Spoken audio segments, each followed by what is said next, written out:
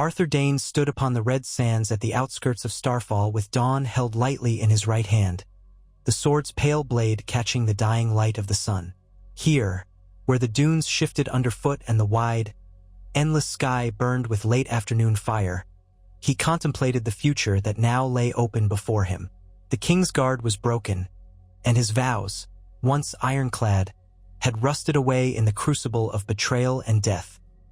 He recalled the words of his sister, Ash-Era, and the messages she had shared of King Aerys's growing paranoia and the uncertain loyalties of many at court.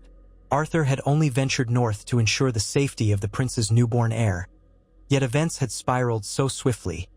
The Tower of Joy had witnessed bloodshed and heartbreak. Now, in the aftermath of that madness, he was left with a sword, a name, and an emerging sense of purpose. He remembered the vow he had made to himself. If the Targaryen dynasty had truly burned through the realm's goodwill, if all trust was broken, he would strive to protect Dorne from the ruin that might befall it under foreign rule. He had meant to take the remnants of the royal family and place them under his guard, but that plan had withered when he learned of Rhaegar's death at the Trident and the fall of King's Landing. In that moment of uncertainty, the idea took shape. Dawn would be reconsecrated not merely as a proud ancestral sword of House Dayne, but as a symbol of unity and independence for Dorne. He would no longer be a sword sworn to a distant throne. He would become something else entirely, someone who might challenge the legacies of Nymeria and Mors Martell, forging a new path for his people. In the encroaching twilight, Arthur knelt upon the sand. He placed Dawn's tip to the earth, closed his eyes, and whispered a quiet oath.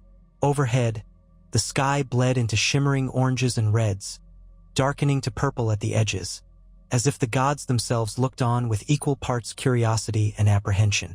In his mind's eye, he could see the proud figure of his ancestor, the first Dayne to bear the fabled sword.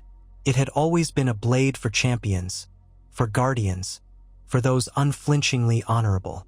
But now it would transform. The man who had once been the Sword of the Morning would take up a new mantle. Arthur, King of the Dawn, free from the old constraints and old lies. He rose after uttering that vow, a determination crystallizing in his eyes. Too much blood had been spilled in Robert's rebellion already, and more would flow if a new power rose too hastily. Yet he sensed that Dorne, proud and chafing under the ravages of war, might be stirred by the promise of a different future. House Martell, though cunning, had lost Princess Elia and her children in the war, and that tragedy festered in Dornish hearts. The new king on the Iron Throne was Robert Baratheon, a man known for his tempestuous nature and unyielding desire for conquest. Arthur doubted that Robert would let Dorne rest easily, not with old grievances and new anxieties clouding the horizon. If no one seized this moment, Dorne might fall prey to more devastation. So, with Dawn as his witness, Arthur decided he would try to unify the Dornish under his own banner. His first steps were tentative, for he was no politician. He understood the ways of honor and chivalry, the dance of swords, not the subtle art of forging alliances through words. Yet he had something many would revere: his reputation as the greatest knight in Westeros, second to none. The name Arthur Dayne alone carried weight that no cunning whisperer could easily undermine. His connection to Rhaegar Targaryen, once a beloved prince to many, lent his cause both a tragic nobility and an air of rightful purpose. He intended to use every aspect of that standing, threading it into the idea that Dawn was not just an ancestral sword but a king's blade, the sign of a realm reborn. He returned to Starfall with measured steps. The white stone tower stood high against the orange twilight, casting long shadows across the courtyard. Servants and guards, some still wearing the colors of House Dayne, looked startled as he passed. They had thought him dead. More than one rumor claimed the great Arthur Dayne had perished at the Tower of Joy. In the hush of that courtyard, their eyes widened in shock and then in wonder. They bowed, uncertain but hopeful. Arthur, who had once only answered to a king's command, could feel their uncertainty. Should they treat him as a lord returning home, or perhaps as something greater? He said nothing, only walked through them, Dawn held in plain sight for all to see. He could feel the tremor of their awe. Inside the great hall, his sister awaited him, Ashara's eyes, tinted with sorrow, widened as he approached. She was robed in a deep violet gown, her long hair pinned in place with simple silver combs. Her beauty was legendary. Some whispered her name alongside rumors about her time at court, while others wrote poems about her dancing at Harrenhal. But now her face bore marks of grief and worry. She took one look at Arthur's guarded expression and at the unsheathed dawn in his hand before letting out a trembling breath.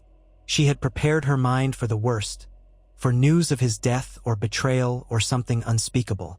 Instead, she saw him alive, but with a burden heavy on his shoulders. "What has happened?" Ashara asked quietly, her voice soft enough not to carry beyond the hall. Arthur's eyes flickered across the old walls, up to the banners that displayed the sigil of House Dayne, a white sword and falling star on lavender. He inhaled slowly before he spoke. "A new path, sister," he replied, "one that begins here, in our ancestral seat, and may lead to many challenges. But it is a path I must walk." She frowned. "You speak as if you mean to lead an uprising. Are we not sworn to House Martell? Dorne has its prince, and the realm has its king." Arthur nodded. "They do. But what has come of those loyalties? The Martells saw Elia and her children murdered by Lannisters. The realm's king murdered his own subjects and was murdered in turn. Robert Baratheon claims the throne now, and his thirst for vengeance may soon extend to Dorne, especially once the truth of the Tower of Joy emerges. We can stand by or we can act. We can watch as Dorne is forced into another humiliating settlement, or we can forge our own destiny." Ashara studied his face. She had seen Arthur in moments of quiet reflection, in moments of fierce conviction, but she had rarely seen the blend of both in him. Her voice trembled with uncertainty. "What would you have us do?" Arthur glanced at Dawn. The sword seemed to glow in the torchlight, as if capturing the last shards of the day's radiance.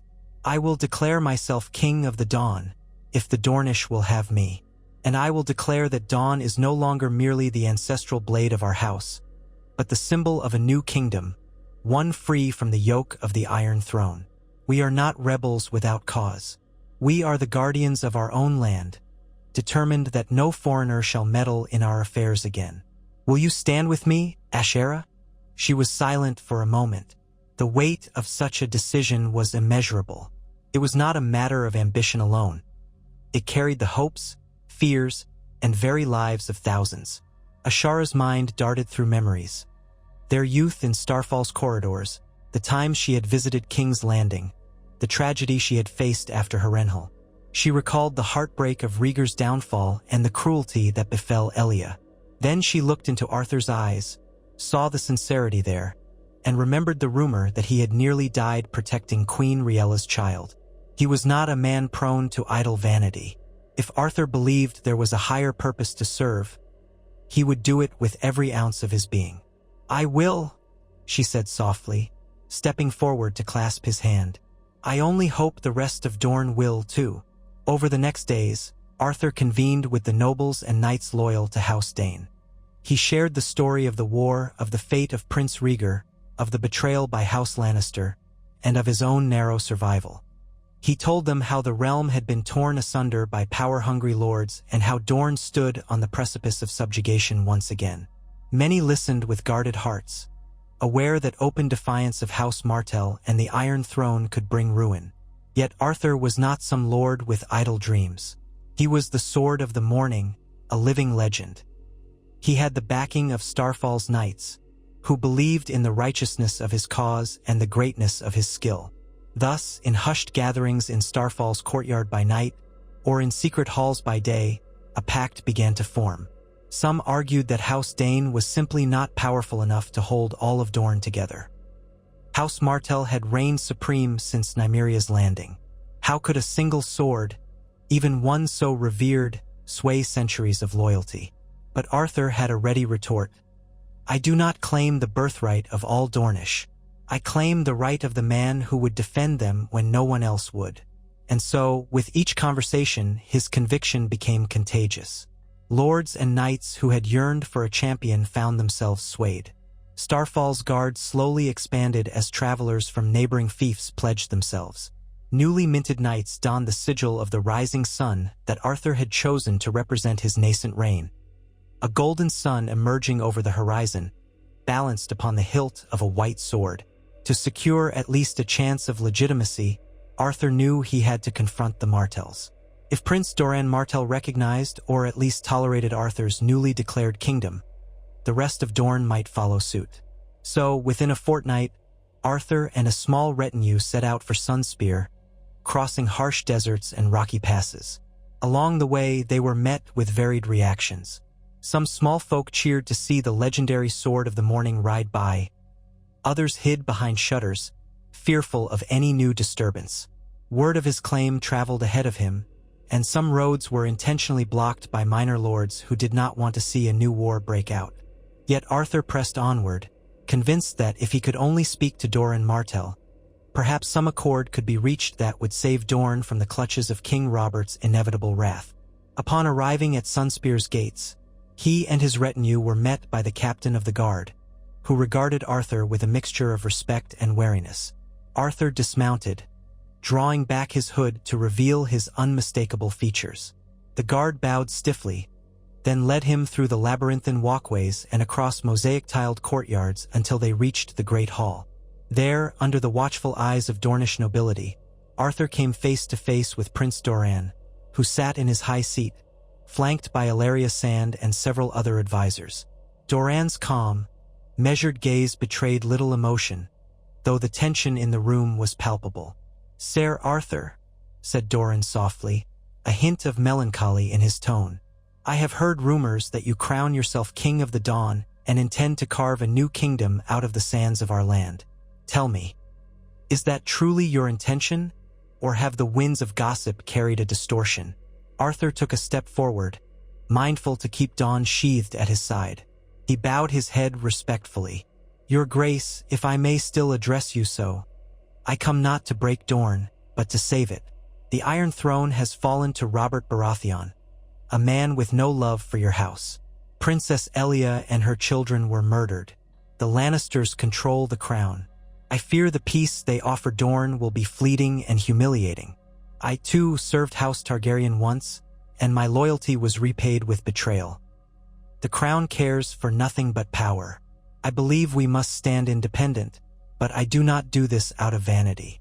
I do it because I see no other path that secures our freedom." A hush followed his words. Doran steepled his fingers, his face inscrutable.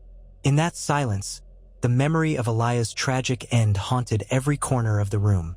The Martell's anger at the Lannisters was known to all, but open rebellion would bring the might of the Seven Kingdoms crashing down upon Dorne. Finally, Doran spoke, his voice measured. "You would style yourself King of the Dawn. Would you then strip House Martell of the authority it has held for nearly 3 centuries? We bled our line into Targaryen matches, we weathered wars we endured. Are we now to kneel to a sword, even one as fabled as Dawn?" Arthur held his gaze.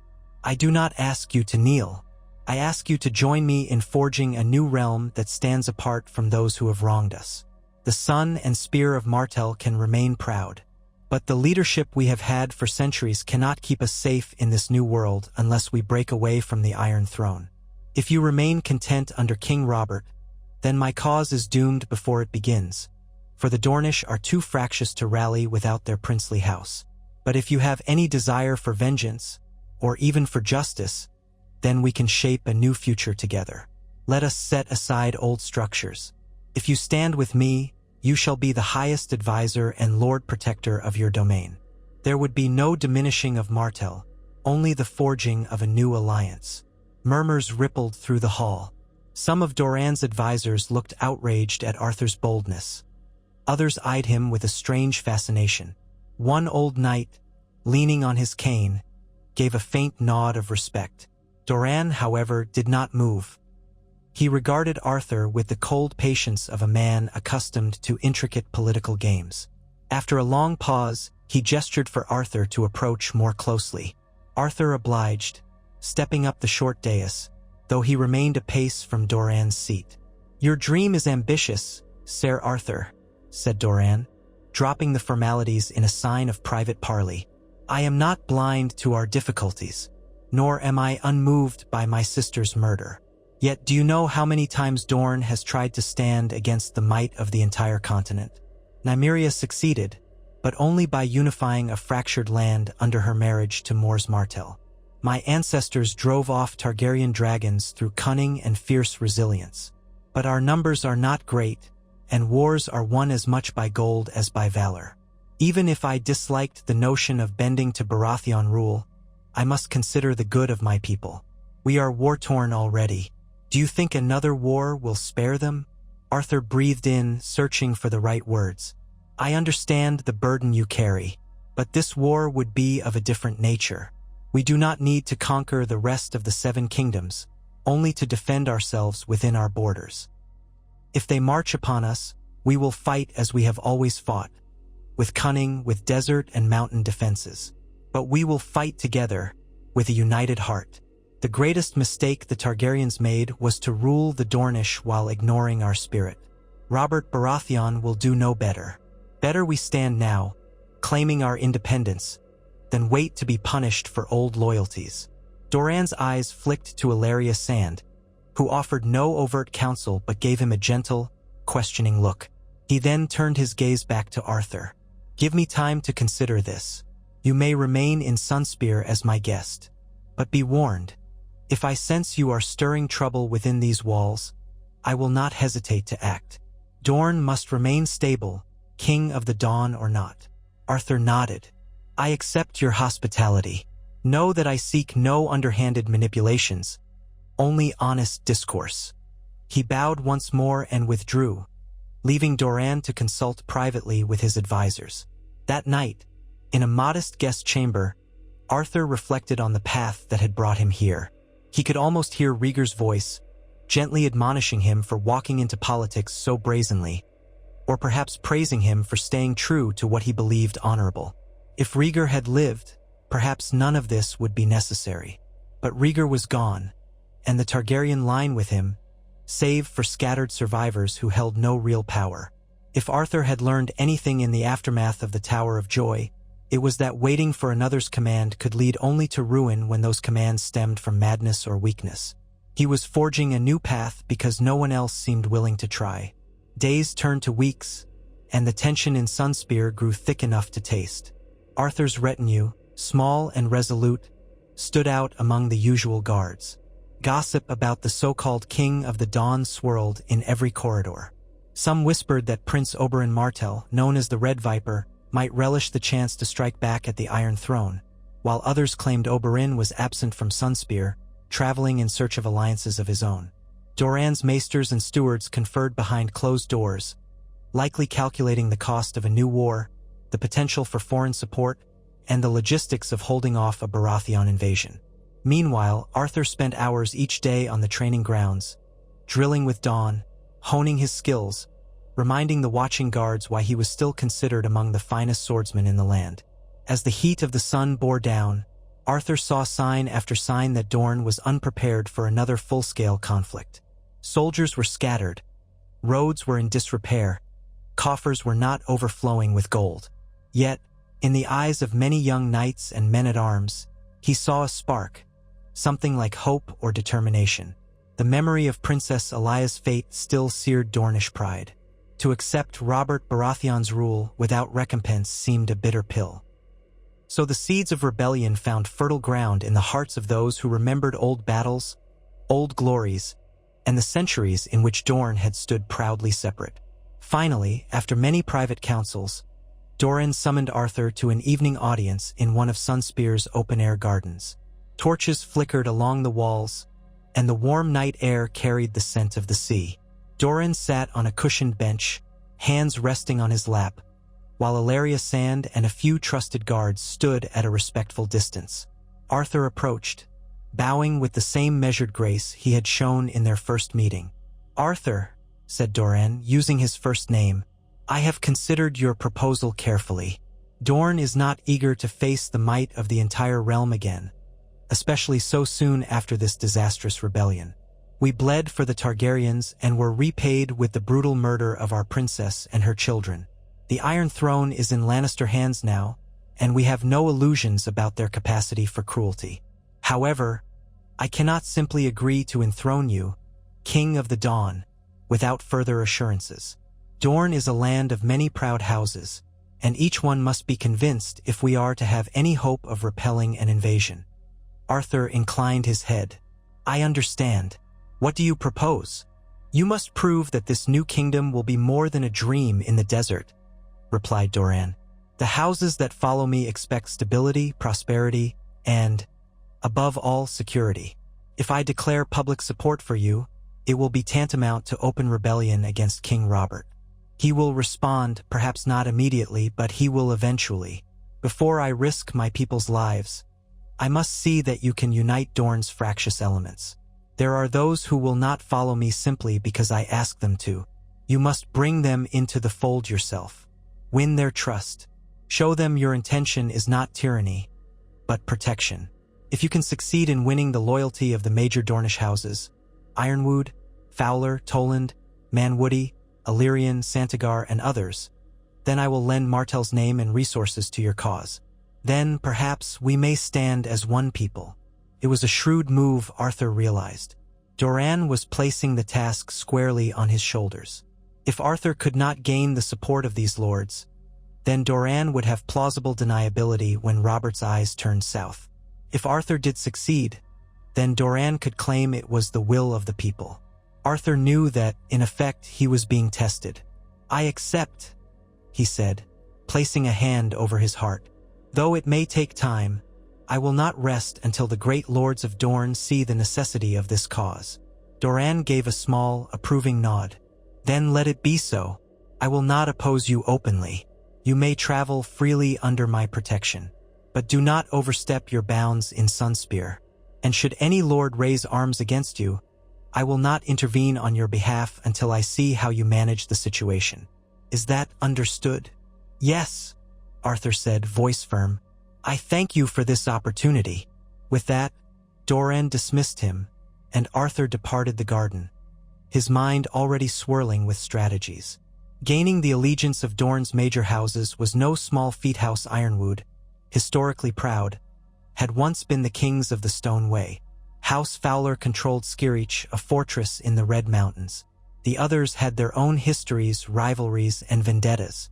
To rally them all under a single banner, even under that of the Sword of the Morning, would require delicate negotiation, demonstrations of valor, and possibly marriage alliances. Yet Arthur was determined. If he wished to save his homeland from a subjugation that might last generations, he would do whatever was necessary.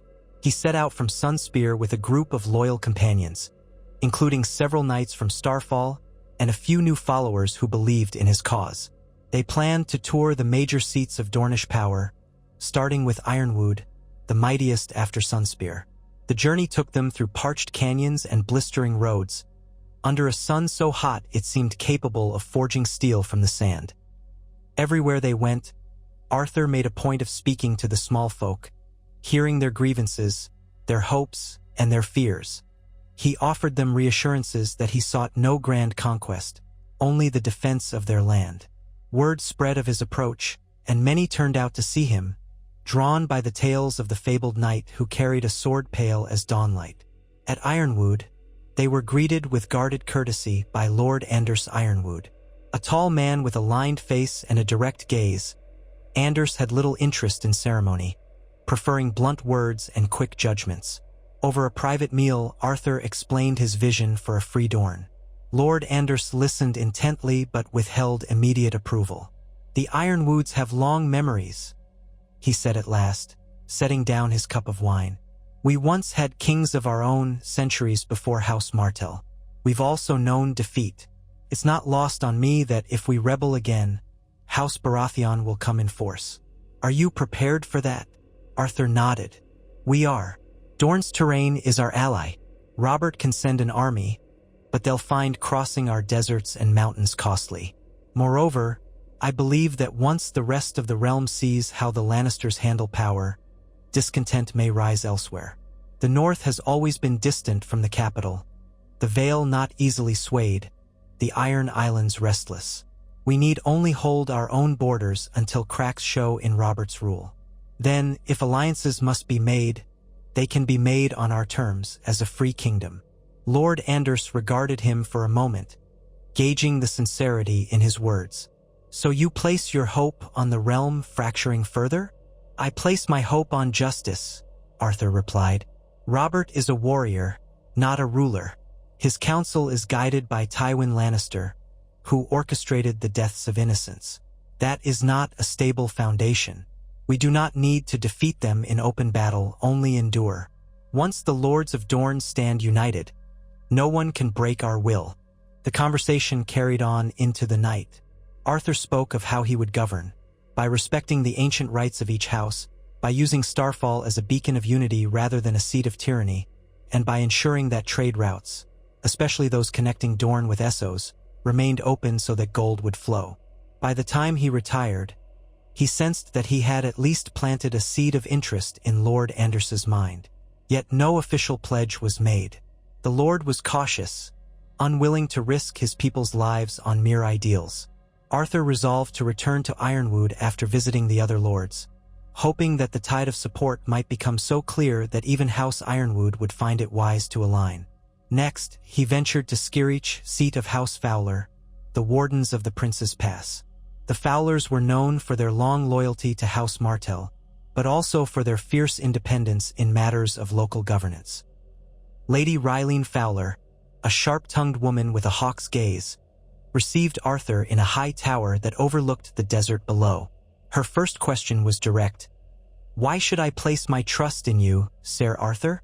House Fowler has served the Martells since Nymeria, and I see no sign they wish to relinquish that bond." Arthur bowed. "Lady Rylene, I ask not that you betray the Martells, but that you join a cause that Prince Doran himself may eventually sanction.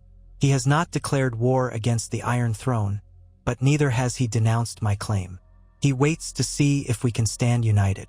If you share my conviction that Dorne should rule itself, without the meddling of Lannisters and Baratheons, then I implore you to consider what the Fowlers have always stood for, the protection of the pass and the freedom of your domain. If King Robert were to march upon Dorne, he would likely come through the Prince's Pass, or along the Boneway. Skirich would be on the front lines. Would you rather defend it under the uncertain direction of a faraway king, or as part of a united, independent Dorne led by someone who will fight alongside you?" Lady Rylene looked at him for a moment, then gestured for him to follow her to the open balcony. She pointed to the horizon, where the rocky ridges gave way to the winding pass. "I see the risk daily," she said quietly. "I also see that if we do nothing, those armies could still come. I remember hearing of your prowess with Dawn, but a sword, no matter how famed, cannot stand against the armies of the Seven Kingdoms alone." Arthur nodded. "That is why I seek alliances. The sword is but a symbol, a rallying point. It will take a nation of determined men and women to keep Dorne free. However, a symbol can stir hearts. The Dornish remember old victories, old freedoms. We must awaken that spirit." For days, he worked to forge a personal connection with Lady Rylene and her court, sparring with her knights, sharing counsel in the evenings. He explained that he did not seek to replace local authority, but to unify it under a single crown that would protect Dornish rights. By the time he departed, Lady Rylene had promised only to keep her mind open. As with Ironwood, Arthur sensed that victory would come by consensus, if more lords and ladies showed willingness. His journey continued, a slow procession across the sun-baked land. He visited the Tordanes of Ghost Hill, who had a reputation for cunning and illusions on their sigil. The Illyrians of Godsgrace, whose location near the Greenblood made them influential in trade, and lesser houses perched in mountain strongholds or scattered across the deserts. Wherever he went, he spoke plainly of his intentions and listened earnestly to the local concerns. He won admiration by never flaunting his greatness, though every demonstration of his skill with Dawn cemented his legendary status. Some lords worried about immediate retaliation from King Robert. Arthur countered by pointing out that Robert was dealing with the aftermath of war, the complexities of governance, and the resentment of other regions. A prompt, massive invasion of Dorne was unlikely in the short term. Others worried about Prince Doran's eventual stance. Arthur assured them that if enough houses aligned, Doran would see the wisdom of endorsing a free Dornish state. Gradually, the tide began to shift. Doubts remained, but the notion that Dorne, of all the 7 kingdoms, had the greatest claim to independence was compelling. History favored the argument. Only after much bloodshed and cunning had Dorne joined the realm under the Targaryens, and even then on terms more favorable than other regions had enjoyed. As the months passed, Arthur's retinue grew. Knights from minor houses pledged their swords, squires dreamed of carrying Dawn's banner, and older lords who had once fought in the War of the Usurper found a strange hope in his cause. Several of Doran's spies, no doubt reporting back to Sunspear, observed this swelling support. At times, Arthur worried that he might be moving too slowly, that King Robert might hear rumors and act preemptively. But to unify Dorne required patience. He would not force his claim at sword point, for that would only breed resentment. He needed the hearts of the Dornish, not just their submission. When Arthur finally returned to Sunspear, nearly a year had passed since his first meeting with Doran. He brought with him declarations of cautious support from 5 major houses and numerous minor ones. The letters varied in their language, but all conveyed some degree of agreement that an independent Dorne was a goal worth pursuing, provided House Martell gave its blessing. The journey back was quieter than his initial foray, for he sensed a turning point was near. Either Doran would decide to back him or all this effort would collapse. Entering the throne room, he found the atmosphere more charged than before. Prince Oberyn Martell was present this time, standing to Doran's right, his expression keen with excitement. Oberyn had a reputation for impulsiveness and a burning hatred for the Lannisters. Seeing Arthur return with letters of endorsement seemed to please him. Doran, on the other hand, remained as inscrutable as ever. Yet Arthur sensed a subtle shift in the prince's bearing, as if he were preparing for a new game on the board. Arthur knelt before Doran and presented the parchments. "Your Grace, I have returned.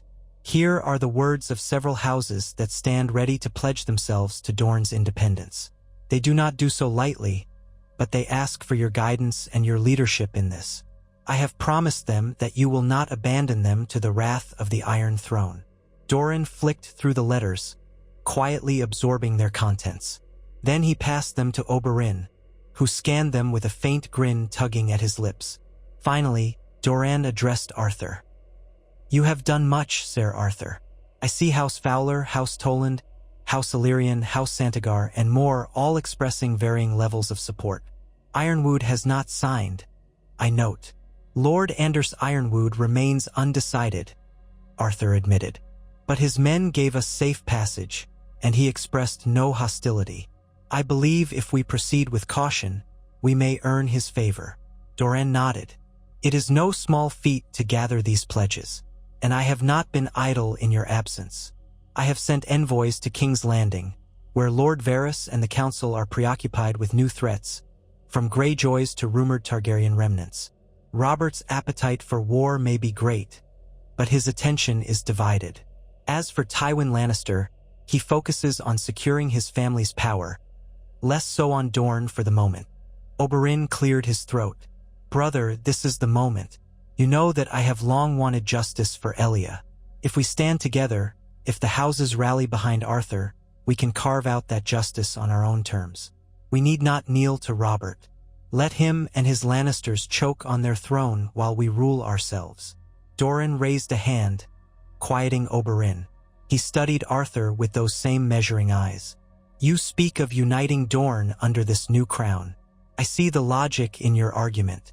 I also see the potential for ruin, but perhaps ruin is the cost of freedom. The question is, can we pay it?" Arthur straightened his shoulders. "We can. If Dorne stands as one, we are unmatched on our own ground. We have the loyalty of our people. We can fortify the passes. We have wealth from trade that we can direct toward defense. And we have a cause that stirs the Dornish spirit. We will never again bow to those who do not respect our autonomy." Silence hung in the air. Then Doran turned to Oberyn. "What say you? Will you lend your spear to this new realm?" Oberyn's face split into a roguish smile. "With joy. I have wanted to see Lannister blood repaid 1,000-fold. If King Robert tries to intervene, let him learn that the Red Viper has not forgotten his sister's screams." Dorne nodded thoughtfully, then looked back at Arthur. "Very well. Dorne has always walked a delicate line, but I will take this chance. I will stand behind your claim as King of the Dawn under 3 conditions. First, that every major house in Dorne meets here in Sunspear to formally agree. Second, that we make no first strike against the Iron Throne, but wait to declare our freedom until our defenses are ready. Third, that you, Arthur Dayne, swear to honor the rights and traditions of each house, including House Martell's oversight of certain regional matters. We shall share governance, for I will not see Martell reduced to a mere footnote." Arthur drew Dawn from its sheath, the blade catching torchlight in a faint, ghostly glow. He knelt, holding the sword across his palms. "I swear upon Dawn, upon the legacy of my forefathers, that I will honor Dorne's houses and traditions. I will not lead Dorne into war lightly, but neither will I shy from defending it. If I break this vow, may Dawn shatter in my hands." Oberyn's eyes gleamed with excitement at this sight. A hush fell over the courtiers in attendance. Doran inclined his head, accepting Arthur's oath. Then, in a measured voice, he declared, "So be it. Let the word go out. The great council of Dorne shall convene, and we will shape our destiny. May the gods watch over us all."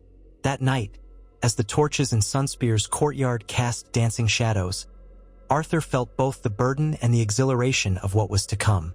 He was no longer merely Ser Arthur Dayne, the Sword of the Morning. He was a king in waiting, endorsed by Prince Doran Martell, championed by Oberyn, and supported by an ever-growing chorus of Dornish lords. Yet beyond the horizon, the 7 kingdoms lay in uneasy peace, and King Robert's wrath, or Tywin Lannister's cunning, could not be discounted. The days ahead would be fraught with negotiations and preparations. Still, Arthur's heart felt light. For the first time since the bloody aftermath of the Tower of Joy, he sensed a righteous purpose guiding him. Dawn was more than a sword now. It was a standard around which an entire people might rally. Over the following weeks, heralds rode throughout Dorne, carrying the summons for a grand council to be held at Sunspear. The invitation, carefully worded by Doran, implied that the council's purpose was to discuss the future of Dorne in light of recent events.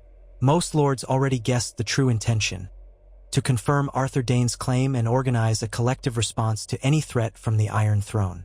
One by one, the houses arrived in Sunspear, from the Salt Shore to the Red Mountains, from desert castles to river fortresses.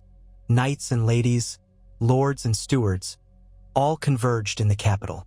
The atmosphere was tense but brimming with possibility. Even House Ironwood sent a delegation, though Lord Anders himself was slow to appear. Doran ensured that each house was given proper lodgings according to rank. Festive tents popped up in the courtyards, bright banners fluttered in the breeze, and the corridors thrummed with whispered deals. Arthur, staying in a suite adjacent to Doran's own quarters, found himself fielding endless visits and questions from curious lords.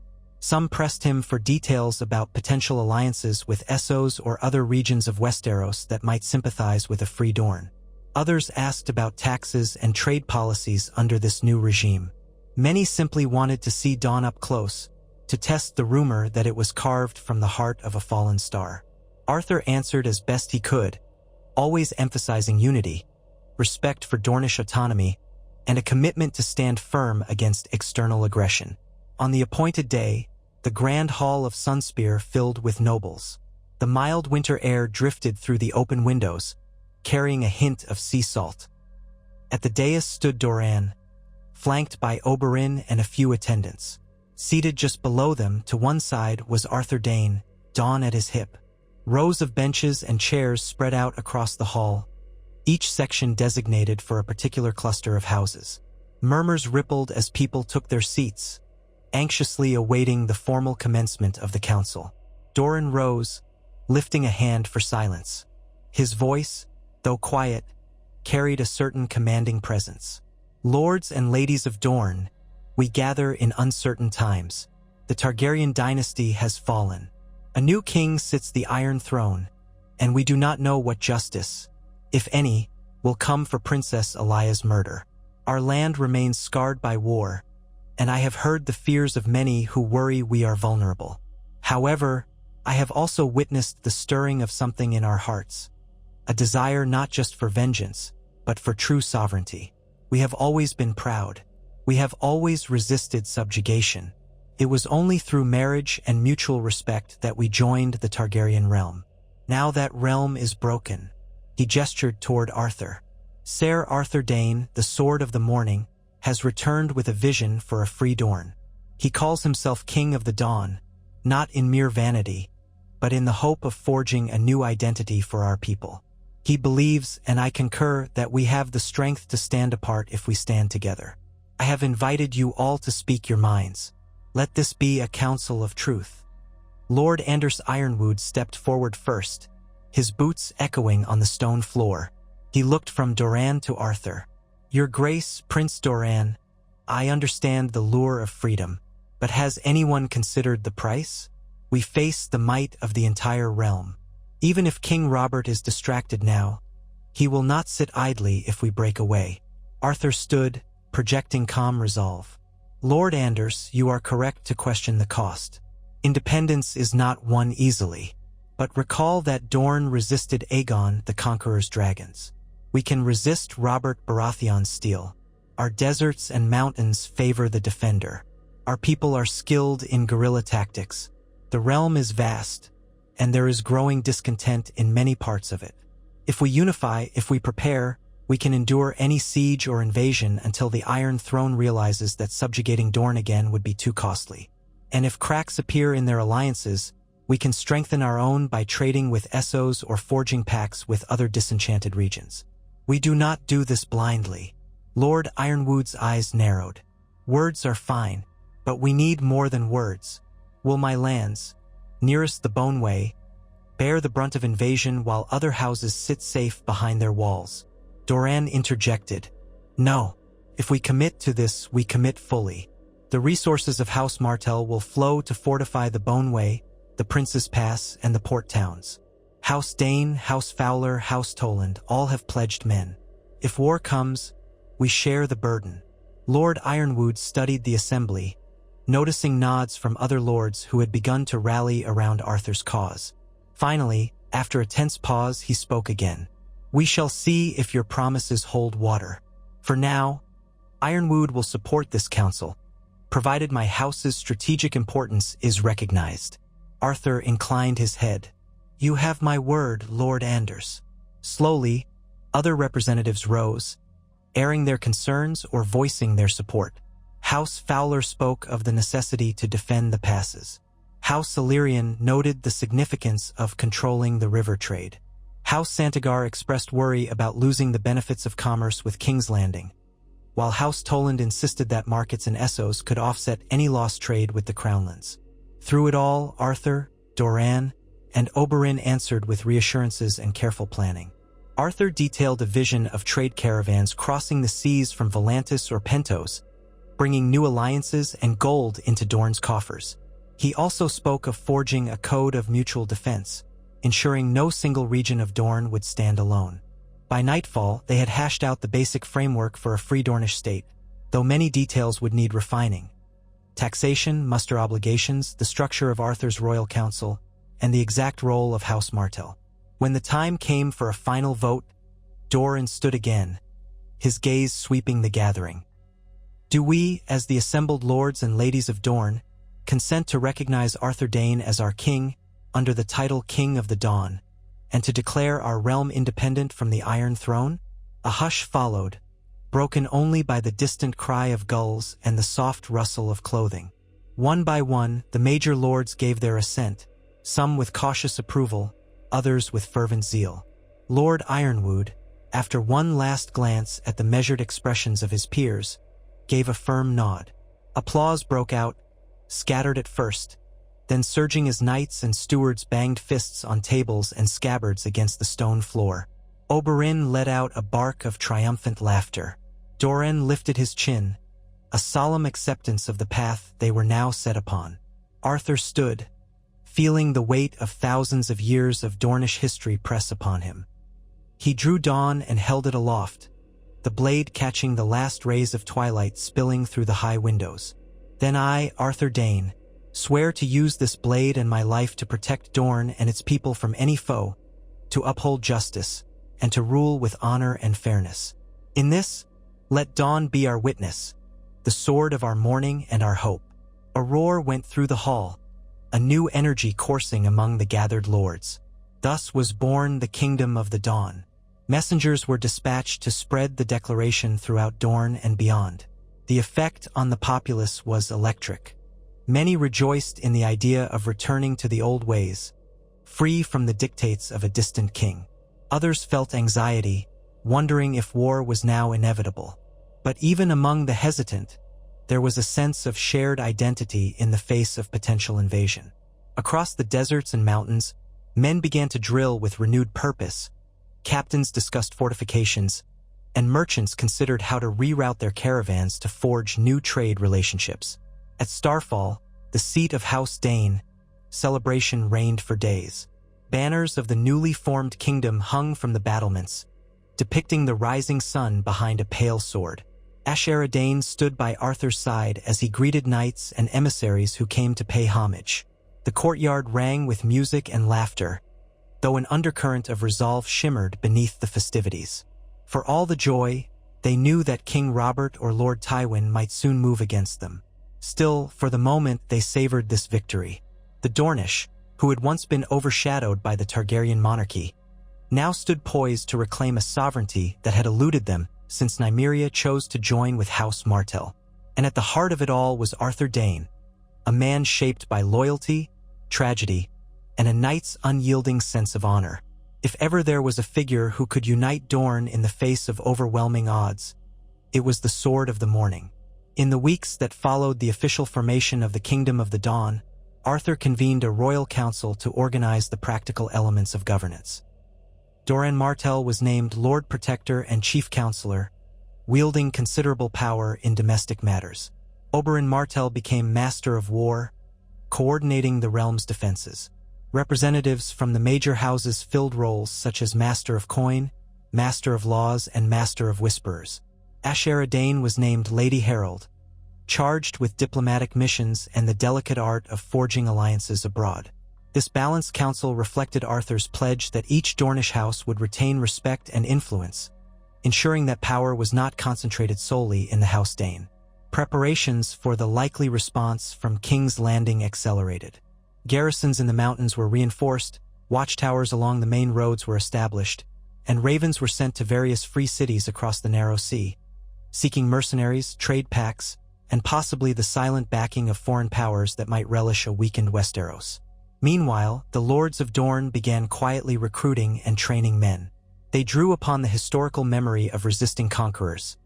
Spearwives were readied in the mountain villages, desert raiders drilled in skirmish tactics, and city garrisons improved their archery and siege defenses. The fervor of a newly autonomous land infused these efforts, with each lord aware that unity was paramount. Soon, word of Dorne's secession reached King's Landing. Whispers emerged in the red keep that Robert flew into a rage upon hearing the news, cursing the treacherous Dornish, and vowing to drag them all back into the fold. Yet, for all his anger, the new realm faced other pressing concerns. The Greyjoy rebellion was brewing in the Iron Islands, the crown's debt to the Iron Bank mounted, and the small folk across Westeros chafed under heavy taxes to pay for the costs of Robert's coronation and the lingering war debts. Tywin Lannister advised caution, for an immediate, full-scale assault on Dorne would be expensive and potentially unsuccessful, given the region's defensible terrain. The Hand of the King, Jon Arryn, counseled negotiation, hoping to avoid another bloody conflict so soon after the rebellion. Thus, Dorne was granted precious time to fortify, time to entrench its new identity. Over the months, emissaries from King's Landing tried to negotiate, offering pardons if Dorne would return to the fold and pay homage to Robert. Arthur responded by sending polite but firm replies, stating that Dorne had chosen its own path and would not yield. Tensions mounted, but open war did not break out immediately. Instead, there were skirmishes along the border, minor lords testing each other's defenses, and episodes of sabotage that both sides denied sanctioning. Amid this precarious standoff, Arthur found moments of introspection within the halls of Starfall. He often climbed to the highest tower before dawn, watching as the horizon brightened, the sky shifting from black to a tapestry of delicate pink and orange. In these quiet hours, he would draw dawn and hold it up to the emerging light, silently reaffirming the oath he had taken. He could not help but recall the Tower of Joy and the solemn vow he had made to protect the realm's innocent. The realm had changed, and he had chosen a cause that might lead to another war. Yet he told himself that this cause was just. No innocent should be beholden to the whims of distant, power-hungry rulers. The Dornish were capable of charting their own destiny, provided they had a leader who would not abandon them to false kings. In time, King Robert sent a royal envoy, Lord Stannis Baratheon himself, to treat with the new kingdom of the Dawn. The arrival of Stannis at Sunspear was not without drama. The stern, humorless lord, famously uncompromising, represented his brother's wrath. But Doran Martell arranged a carefully orchestrated welcome, ensuring every courtesy was extended. Arthur donned formal regalia as King of the Dawn, simple but dignified robes in pale gray, with dawn sheathed at his side. The two men met in the high solar of Sunspear, with Doran and Oberyn in attendance. Stannis's jaw was set in a near-permanent scowl as he stared across the table at Arthur. "Sir Arthur Dayne," he began, his voice clipped, "my brother sends his regards, and an invitation for you and House Martell to end this foolishness before more blood is spilled. Dorne has ever been part of the realm, and it remains so unless we revert to lawlessness." Arthur measured his tone. "Lord Stannis, we are not lawless. We have established a council, laws that mirror the best aspects of Westerosi governance, and a king who serves those laws rather than bending them to his will. Dorne was part of the realm by treaty and marriage. That arrangement ended with the slaughter of Princess Elia and her children, and the subsequent ascendancy of King Robert, who offered no justice for that crime." Stannis's lips thinned. "That was the doing of the Lannisters, not the Baratheons. My brother had no part in those murders." Oberyn cut in, his voice dripping with contempt. "And yet he accepted the fruits of that atrocity. He took the throne gifted by such treachery. He married a Lannister to secure his rule. Save us the moral gymnastics, Lord Stannis." A spark of anger lit in Stannis's eyes, but he remained composed. "I am not here to argue the past. I am here to deliver the terms of the crown. Should Dorne swear fealty anew, Robert will confirm House Martell's titles and lands, reduce certain taxes, and guarantee no reprisals. But this so-called King of the Dawn must relinquish his claim. No man stands above the king on the Iron Throne." Arthur exchanged a glance with Doran. The Martell prince gave him a subtle nod, indicating that no compromise was likely. Arthur then turned back to Stannis. "My lord, you have my respect for coming here, but Dorne will stand as its own realm. We do not accept King Robert's authority. If he wishes to attempt subjugation by force, we are prepared to defend ourselves." Stannis's expression darkened. "Then your people will suffer. A realm divided invites chaos. Are you so certain that you can stand against the combined might of the Crownlands, the Reach, and all the other great houses?" Arthur's voice was steady. "I am certain that we will fight for our home, for our freedom, as we did against the dragons of old. Should your brother come, he will find a land united under one banner, with no intention of kneeling. Perhaps bloodshed can be avoided if King Robert recognizes our sovereignty as the Targaryens once recognized the independence of the North before the conquest. But if he will not, then let the gods judge our cause." Stannis rose, glaring. "So be it. I offered peace and you refused. The day may come when you regret this, Sir Arthur." With that, the negotiations ended. The war drums beat more loudly in the distance, though they remained muffled by the crown's other preoccupations. Stannis departed, leaving Dorne to prepare for what seemed an inevitable confrontation. Arthur, Oberyn, and Doran reconvened with their council, deciding to expedite certain fortifications. Word was sent to the free cities, seeking sellswords and alliances. The Dornish forces grew more disciplined, more resolute.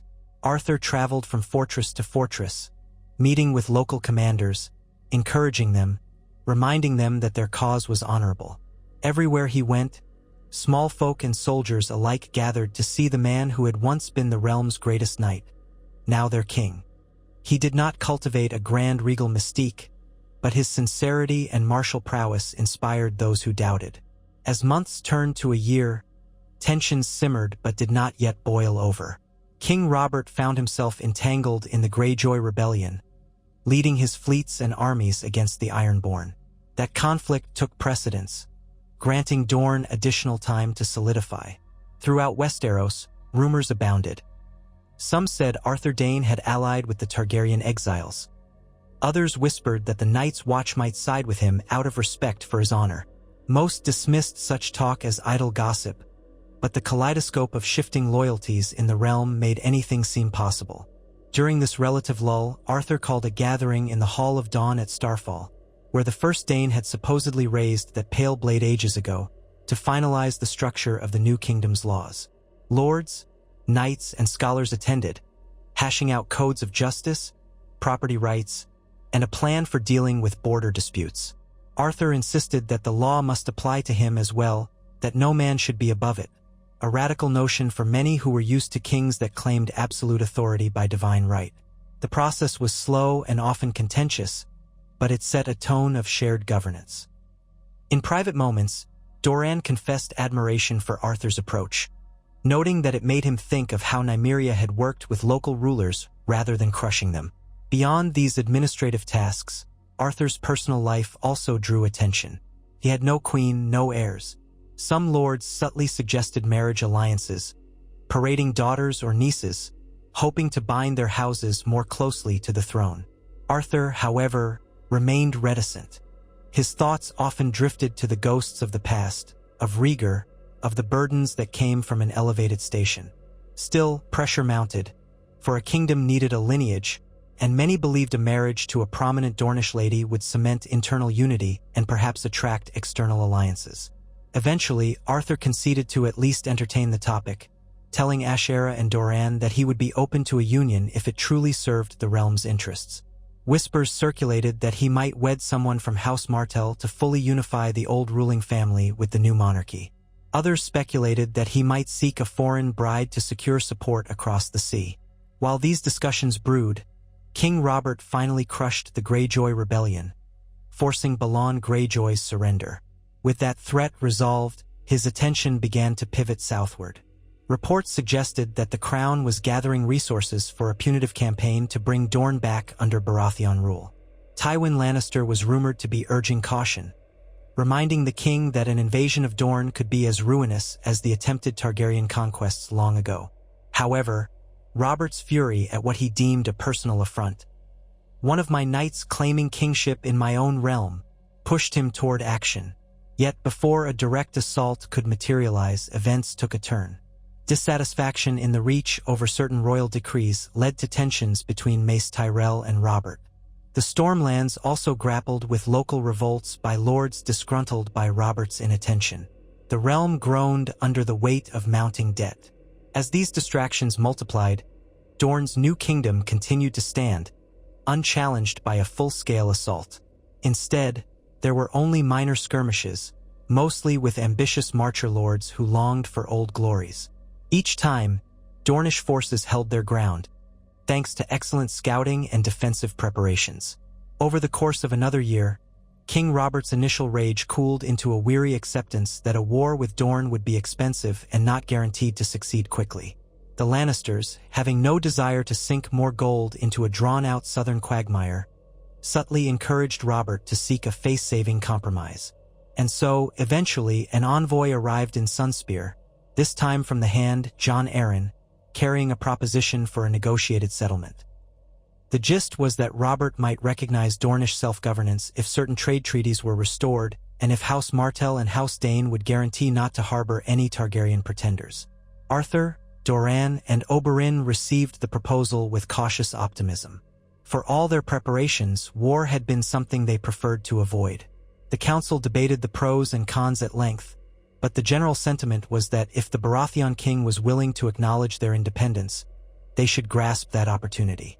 The resulting treaty, hammered out over months of delicate negotiation, did not officially name Arthur Dayne as a king in King's Landing's eyes, but it recognized Dorne's complete autonomy in all but name. Robert, in exchange, would gain certain assurances about trade, peace, and neutrality concerning Targaryen exiles. For the sake of his pride, Robert referred to it publicly as a special Dornish status within the Seven Kingdoms, while the Dornish continued to call Arthur King of the Dawn among themselves, free of taxes or fealty to the Iron Throne. To outside observers, it was effectively independence. Thus, the realm witnessed a unique arrangement. Dorne stood apart, not fully recognized as a separate kingdom on official maps, yet functioning as one in practice. Royal progress from the crown rarely ventured south of the Red Mountains without invitation. The Dornish marched under their own banners, minted their own coins bearing Arthur's profile, and governed by their own laws. Over time, a wary peace took hold, with each side focusing on internal matters. Robert had his tournaments, feasts, and hunts. The Dornish continued fortifying and cultivating prosperity under Arthur's measured rule. In this new age, Arthur Dayne, once sworn to the Kingsguard, became the paradoxical figure who embodied both the highest ideals of knighthood and the rebellious spirit of his homeland. He oversaw reforms that elevated lesser lords if they proved capable, invited maesters from Old Town to found learning centers, and championed fairness in taxation to maintain the loyalty of the small folk. Dawn's pale light symbolized not just the storied heritage of House Dayne, but the dawn of a new Dornish era, one woven from the threads of old grudges, fresh hopes, and a fierce determination never again to be consumed by the ambitions of kings beyond the Red Mountains. At Starfall's highest tower, Arthur often stood in the early hours, letting the gentle sea breeze brush against his face. He would look upon the horizon, where the sky's colors broke into dawn's brilliance, and reflect on the journey that had brought him here, from the Tower of Joy's blood-soaked tragedy to the halls of power in Sunspear, from sworn Kingsguard knight to an uncrowned king whose sovereignty existed by the will of his people and the delicate dance of politics. In his quiet moments, he pondered the cost of this new realm, the battles avoided, the alliances made, the lines drawn in the sand of history. Yet despite any lingering doubts, he could feel the pulse of Dorne, vibrant and strong, no longer merely a distant corner of a vast empire, but a realm shaped by its own choices. And so he would hold Dawn aloft, letting the first rays of morning strike that pale steel, and whisper a prayer that this kingdom, born of courage and tempered by adversity, would endure long after he was gone. For in the end, what greater legacy could Arthur Dayne, the sword of the morning, leave than a free Dorne, standing proud under its own rising sun?